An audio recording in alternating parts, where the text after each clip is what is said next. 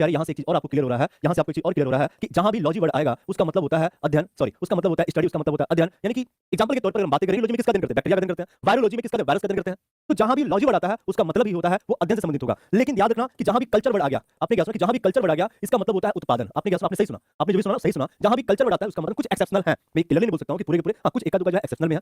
अगर हम बात करें कल्चर से संबंधित, एग्रीकल्चर, हमारा देश भारत कृषि प्रधान देश है, हम एग्रीकल्चर पर आधारित हैं, यानी हम जो है खेती पर आधारित हैं। एग्रीकल्चर का मतलब क्या होता है, खाद्यान्न उत्पादन, यानी हम लोग खाद्यान्न का उत्पादन करते हैं।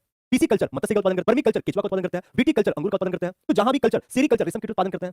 तो जहां भी कल्चर वर्ड आता है उसका मतलब होता है उत्पादन। लेकिन किंतु परंतु ध्यान देना कि जहां भी लॉजी वर्ड आएगा उसका मतलब क्या होता है अध्ययन। यानी कि हम इस बायोलॉजी के अंतर्गत में करेंगे क्या, तो सजीवों का अध्ययन करेंगे। हमने क्या बोला, हम अध्ययन करेंगे, study about, we have to study about living. हमें जानना है सजीवों के बारे में कि सजीव का अध्ययन करने वाली जो विज्ञान की शाखा होती है उसे हम कहते क्या है, उसे हम लोग जीव विज्ञान कहते हैं, उसे बायोलॉजी कहते हैं। और वो बायोलॉजी शब्द किसने दिया है, तो लेमार्क व ट्रेवेलियस नामक महोदय के द्वारा दिया गया था। इस बात को ध्यान देना। अब यहाँ से एक बात हमारे दिमाग में आती है कि हम कैसे जानेंगे, अभी आप दिमाग में एक बात हमारे दिमाग में आती है कि हम कैसे जानेंगे कि कोई जीव जो है ये सजीव है या निर्जीव है। अगर ये बात तो बहुत अच्छी बात है भाई, आपके दिमाग में इस बात आनी चाहिए कि हम कैसे किसी को सजीव के रूप में जानेंगे, ये सजीव है या